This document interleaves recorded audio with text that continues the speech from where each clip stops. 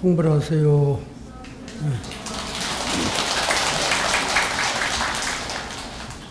오늘은 음력 2월 초하루입니다. 오늘은 특별한 손님이 오셨고, 손님이 다른 데서 오신 분이 아니라 우리 지역사회에 그동안 금정구 지역사회 발전을 위해서 애쓰신 우리 의원님이 오셨어요. 스님이 얘기 안 해도 의원님 다 아실 관들이 박수 한번 보내주세요.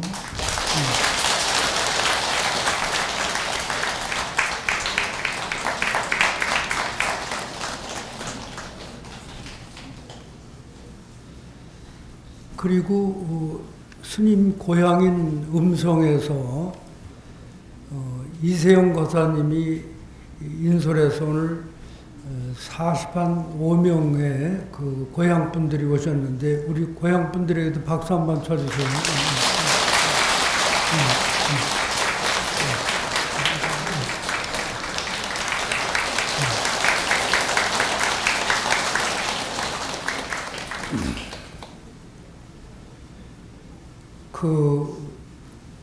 오늘 2월 초하룻날이 왜 돋보이는 날이냐 하면은 불교의 4대 명절 중에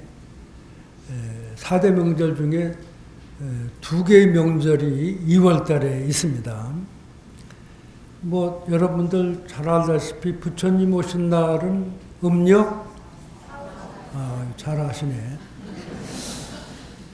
그 다음에 부처님이 보리수나 마을에서 깨달음을 얻으신 성도제일은 그거 너무 모르는데 그거는 끝달 12월을 끝납자를 써서 12월 8일이 부처님께서 붓다가야 보리수나 마을에서 새벽 별빛을 보는 순간 깨달음을 얻으셔서 욕계, 색계, 무색계, 삼계의 대도사가 되셨습니다. 그러면은 부처님이 출가한 날은 며칠인가요? 2월 8일이 부처님 출가한 날인데 4대 명절 중에 부처님은 2월 8일 날 출가하시고 또 12월 8일 날 깨달음을 얻으시고 그 다음에 팔자 하나가 뭔가? 그 다음에 이제 팔자 안 들어간 게 하나 있는데 부처님이 열반에 드신 날이 며칠 날입니까? 따라서 2월 15일. 그래서 4대 명절인데 이제 오늘 초하루니까 2월 8일 날은 부처님이 출가를 하시게 되는데 불교가 탄생이 되기 위해서는 어떤 원인이 있어야 되잖아요. 부처님은 인도에서 히말라야가 바라보이는 설산 밑에 카비라국의 왕제로 룸비니 동산에서 탄생을 하셔서 늦덩이로 이렇게 카빌라성에 왕자가 없다가 늦덩이로 출가를 해서 보리수나 마을에서 깨달음을 얻고 또 녹야원에서 전법하고 쌍림에서 열반에 드시게 되는데 부처님이 왜 출가를 하셔야 되겠나를 생각을 해봐야 돼요. 부처님은 세상에 태어나서 이래 만에 어머니를 잃게 되고 그 이모 마하바자 파티의 손에 자라게 됩니다. 이모의 그늘 아래서 자라면서 태자가 태어났을 때 이제 나라 백성, 왕궁이 다 아주 뭐 굉장한 축복과 축제 속에서 태어나셨는데 그 태어나고 이래 만에 어머니를 잃고 또 아시타 선인이라는 선인이 예언을 했어요. 뭐냐면 태자가 출가를 하면은 3계를 구원할 대스승이 될 것이다. 그래서 부처님이 되셔서 온 중생을 제도할 거라는 예언을 하시고 또 부처님이 되시지 않는다면은 그 전륜성왕이 될 것이다. 나라를 다스리는데 아주 그 백성을 잘 다스리는 훌륭한 왕이 될 것이다라고 예언을 한 거예요. 그런데 정반왕은 그 시다르타 태자의 부친 정반왕은 이모의 손에서 자란 그 시다르타가 출가를 하면 후사가 없어지잖아요. 그래서 출가를 하지 못하도록 온갖 유혹을 다 하시게 돼요. 그리고 이제 태자가 자라면서 동서남북 4대문을 나가서 견문을 넓히고 세상을 바로 보게 할 수 있도록 그렇게 4대문을 나가는데 뭐를 받느냐면 4대문을 나가서 생로병사의 실상을 알게 된 거예요. 왜 사람은 살면서 병이 들어야 되고 또 늙어야 되고 또 죽어야지 되는가. 사람이 영원히 건강한 모습으로 늙지 않고 죽지 않는 방법은 없을까. 이렇게 고민을 하다가 출가를 결심하게 되는데 북쪽문을 나가서 실상을 보러 갔는데 웬 스님이 성자가 나무꾼을 아래에 앉아서 조용히 그 명성했던 모습을 보고 참 그 얼굴 모습이나 앉아있는 모습이 너무 맑고 고귀하고 순수하게 보이는구나. 나도 이분처럼 출가를 했으면 좋겠다라는 생각을 품게 돼요. 그래서 왕궁에서는 그 부왕께서 그 봄, 여름, 가을 계절마다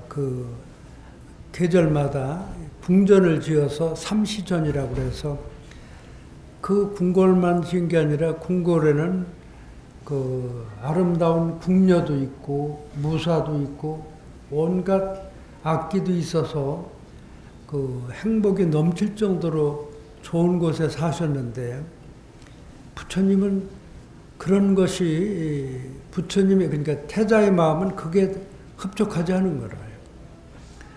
그 머릿속에는 어떻게 하면 늙고 병들고 죽는 생로병사의 4가지 고통에서 벗어날 수 있는가를 생각하게 돼요.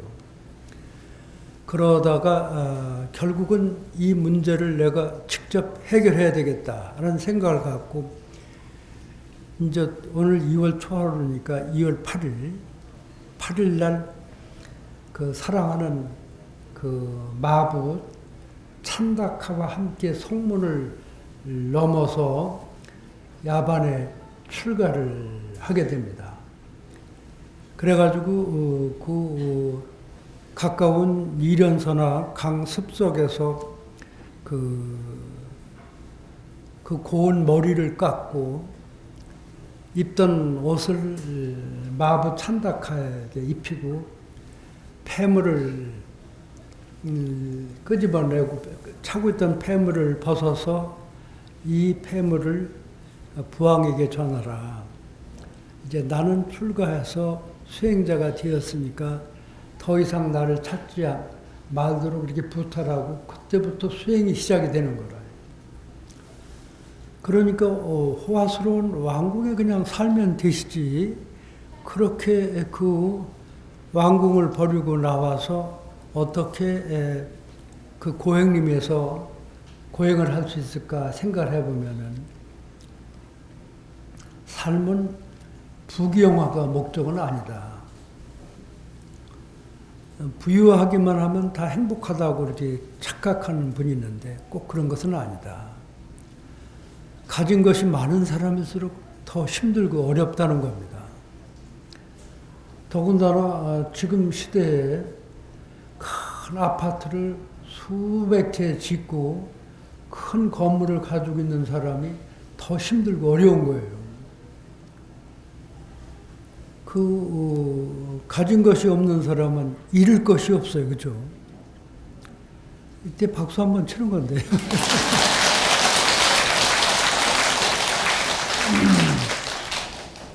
많은 것을 소유해서 잃어버리기 시작하면 얼마나 힘이 들겠어요. 그래서 왕자는 호화스러운 궁궐을 버리고 출가하고 수행하고 이래서 12월 8일 새벽 별빛을 보는 순간에 무상의 태도를 깨닫게 되는 거였죠. 그런데 우리가 보면 생로병사가 분명히 있는데 깨달음을 얻으신 시다르타 태자는 생사가 본공, 생사 자체도 본래 텅 빈 허공과 같다고 그런 이치를 알게 돼요. 그것만 그런 게 아니라 부귀영화도 뜬 구름 같은 것이다. 있는 것 같지만 영원한 것이 아니다. 언젠가는 다 사라지는 거잖아요. 그래서 보리스나 말에서 깨달음을 얻으신 다음에 녹야원에 5비구에게 최초 설법을 해요. 수행할 때 함께 인연이 있던 교진녀를 찾아가서 진리를 설하는데 그게 뭐냐면 고집멸도 사체를 설하게 돼요. 한번 따라해가 고집멸도. 그러니까 세상살이가 고통스럽고 괴롭다. 왜 세상살이가 고통스럽고 괴로우냐면 집이라는 거는 모을 집자야. 우리 육체도 이렇게 모여서 나라는 걸 만들었고 또 재산도 모으려고 하고 명예도 가지려고 하고 더 큰 것을 가지려고 하죠. 끊임없이 소유하고자 하는 게 뜻대로 이루어지지 않으면 우리에게는 고통이 발생이 되죠. 그래서 그 수행을 통해서 마음도 비우고 또 놓아버릴 줄도 알아야 되잖아요. 꼭 가지고 있는 것만 행복한 게 아니라 다 비워버려서 텅 빈 부름 벗어진 파란 하늘과 같은 마음으로 걸림없이 꺼리낌 없이 살 수도 있잖아요. 그죠? 그래서 설법을 하신 다음에 이제 연세가 80에 이르르신 거라. 지금은 뭐 시절이 좋지만 옛날에 80연세는 대단하신데 80세에 쿠시나가라 사라쌍수 아래서 열반에 드시는데 춘다가 올리는 버섯 공양을 올렸는데 음식이 좀 독성이 있고 상한 음식을 드시고 부처님도 이렇게 복통과 설사를 하신 거라. 그러면서 이제 열반지로 가시는 도중에 그랬기 때문에 춘다가 올린 마지막 공양이나 또 최초 수자타 소녀가 올린 공양이나 어떤 공양도 참 소중한 것이다라고 부처님께서 말씀하시고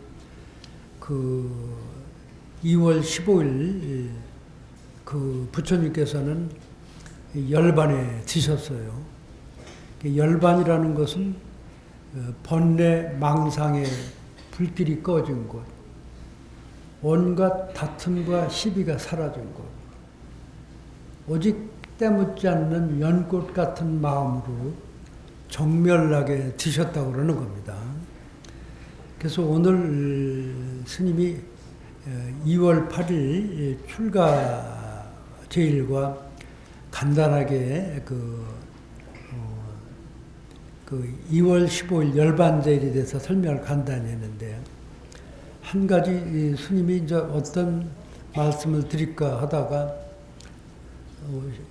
오늘 우리 주변에는 이제 도심지에 사는 분도 있고 시골에 사는 분도 계셔서 배추벌레 본 사람 있나요? 배추벌레?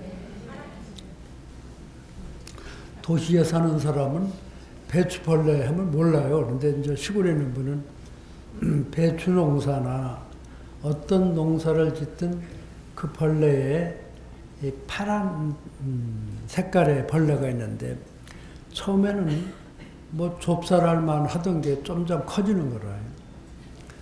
그런데 뭘 먹고 커지느냐면 배추 잎을 갉아먹고 크는 거라요. 근데 우리 어릴 때는 배추벌레 약 치는 게 없으니까 일일이 손으로 잡아낸 거라요. 근데 이제 배추벌레는 배추를 먹고 크는데 배추벌레를 열심히 먹는 도중에 친구를 만나게 돼요. 그 두 마리가 열심히 배추를 먹으면서 크는데 한 마리는 암놈이고 한 마리는 순놈이라. 암수가 만나니까 거기에 사랑이 싹이 트기 시작을 했어요. 그래서 아침에 떠오르는 햇살을 받으며 그 배추 잎사귀에 맺힌 이슬도 먹고 배추도 먹으면서 사랑이 깊어진 거라. 그런데 이제 몸집도 점점 커지죠. 그런데 어느 날 보니까 그 숫 애벌레가, 배추벌레가 세상을 먼저 떠난 거라. 그 암애벌레가 사랑하는 숫애벌레가 죽었으니까 얼마나 슬프겠어요, 그죠? 그 애벌레를 끌어안고 막 슬피 우는데 하얀 나비 한 마리가 날아와서 그 울고 있는 애벌레 등 뒤에 앉아서 나야 나 울지 마라. 내가 나비가 되었다. 그러니까 암 애벌레가 믿지라는 거라. 니는 나비라는 족속이지 어디 애벌레냐. 내가 배추벌레를 배추잎을 같이 먹고 어느 날 내가 그 껍질을 벗고 이렇게 나비가 되었다고 하니까 안 믿는 거라. 그리고 그 죽은 배추벌레 껍데기를 붙잡고 암 애벌레가 슬피 우는 거 있죠. 우리가 그런데 이 암애벌레는 등 뒤에 앉아서 내가 숫애벌레가 이렇게 나비가 됐다는 걸 믿지 않았는데 어느 날 암애벌레도 껍질을 벗고 나비가 됐나요, 안 됐나요? 그 나비가 돼서 서로 상봉하고 사랑을 했대요. 그런데 이제 우리가 느끼는 거는 우리가 기도하고 염불하고 수행하고 또 착한 행동 베풀며 살고 하는 게 깨달음을 향한 발걸음인 거예요. 한 발 한 발 오르다 보면은 우리가 높은 산도 오르는 것처럼 깨달음을 얻어서 애벌레가 나비가 됐잖아요. 깨달아서 부처님이 되셨다고 하는 거는 애벌레의 껍질을 벗고 날아와서 나비가 된 것보다도 더 대단한 거예요. 박수 한번 치세요, 그죠?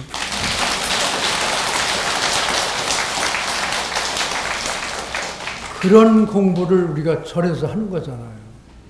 그래서 기도 열심히 하고 염불하고 또 착한 일하고 합창단은 이렇게 대중을 위해서 노래 부르고 농부는 도시 사람들도 잘 먹고 살게 하기 위해서 땡빛에서 농사도 짓고 또 배를 타고 나간 분들은 배에서 그 고기도 잡고 한 분 한 분이 전부 자기 위치에서 사는데 항상 우리는 부처님 마음을 가져야 돼요. 부처님 마음은 미워하는 마음이 있는 게 아니라 그 마음 속에는 사랑으로 가득 차 있는 거예요.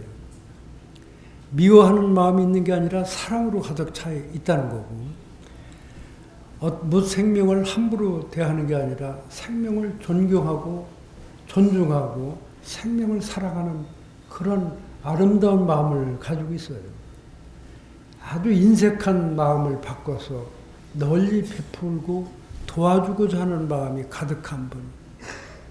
우리가 인생을 살아가는데 그런 좋은 분들과 함께 산다는 것은 얼마나 행복한 일이겠어요.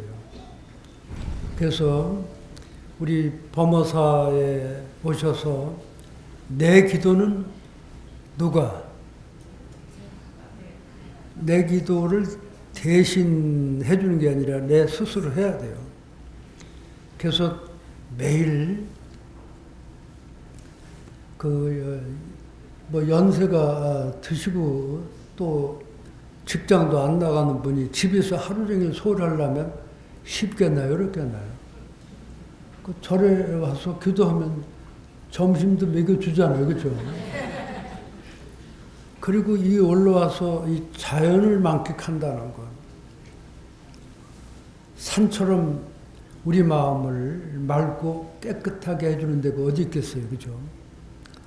산에 있는 나무를 보는 순간 우리는 마음이 행복해야 돼요. 산의 맑은 공기를 마시면서 한없이 우리 행복하고 즐거움을 느껴야 됩니다. 그래서 그 절에 오는 날짜를 이렇게 표시를 하고 또 가까운데 또 멀리 계시더라도 좀 타가 있으니까 와서 이렇게 기도하는 습관을 생활하자. 그래서 특히 부처님 출가제일부터 보름까지 일주일이잖아요. 그죠? 그 일주일 동안만은 그래도 절에 와서 이렇게 기도하고 또 스님들 법문도 듣고 또 이렇게 행복한 의식이 마음에 젖어 있을 때 삶이 아름다워지고 풍요로워지는 것입니다. 오늘 초하루 날 비좁아서 법당에 들어오지 못하고 바깥에서 지금 법문을 들으시는 분들에게도 우리 박수 한번 쳐주세요.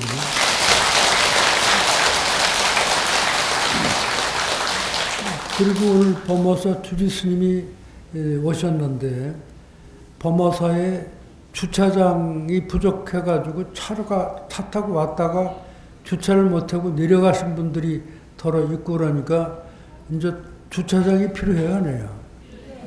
그래서 우리 주지스님한테 박수 한번 보내세요. 주차장 좀 많이 만들어요.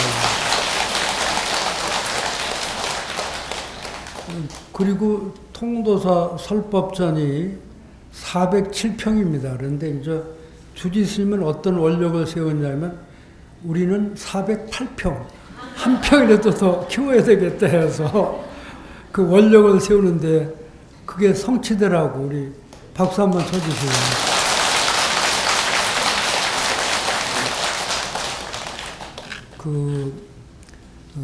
어쨌든 기도하는 마음은 행복한 마음이다. 내 삶을 내 스스로 아름답고 풍요롭게 만들어가는 것이다. 미움보다는 사랑이 가득한 마음으로, 인색한 마음보다는 베푸는 마음으로 인생을 살도록 우리 스스로 기도해야 되겠습니다. 합장하시기 바랍니다. 보리자성이 본래 청정하니 단용 차심하면은 즉득 성불하리라나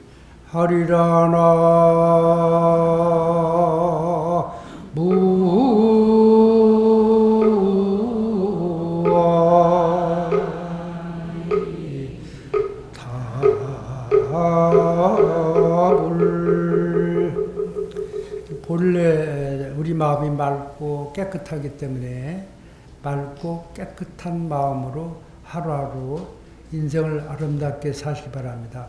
감사합니다.